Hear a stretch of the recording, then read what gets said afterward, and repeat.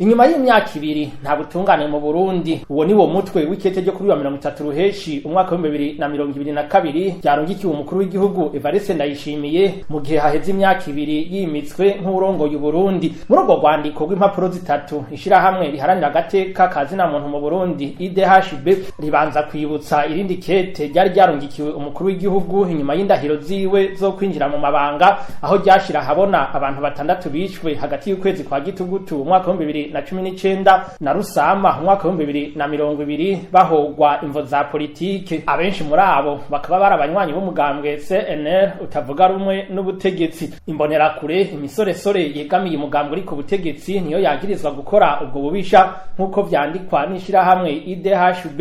Izo mbonerakure ngo zabikora zifadikanije n'abajejwe intwaro canke abarongoye umugambwe CNDD-FDD. IDHB imenyesha ko abanywanyi 12 b'umugambwe CNL bapfuye mu kiringo cyo kuva ku Ndwi Munyonyo umwaka wa 2019 gushika ku wa 15 Kigarama umwaka wa 2021. Kubw'iryo shirahamwe riharanira agateka kazina muntu mu Burundi, bamwe muri abo bayoboke b'umugambwe wa Gatongwasa basezeye isi inyuma y'imisi mike bakomerekejwe n'imbonerakure, mu gihe abandi bagandaguwe n'inzego za leta. Aha IDHB iratanga akarorero k'umunyagihugu yarazwi ku mazina ya Albert Niyondiko yikekwa kuba ashigikiye imihari itavuga rumwe n'ubutegetsi yafashe ibirwanisho, yarashwe n'abapolisi hamwe n'inzego z'iperereza kwigenekerezo rya 9 ukwezi kwa Ntwarante umwaka wa 2020. Muri IDHB baragaruka kandi kwinyuruzwa rya Elia Ngomirakiza ku wa 9 Mukakaro umwaka wa 2021 yararongoye umugambwe CNL muri komine Mutimbuzi intara ya Bujumbura gushika ya magingo akaba atarasubira kuboneka. Mu mwaka wa 2021 Gerard Ndayisenga umukozi w'urwego rw'iperereza yarahagaritswe kubera uruhara yagize mu rupfu rw'uwitwa Augustin Matata. IDHB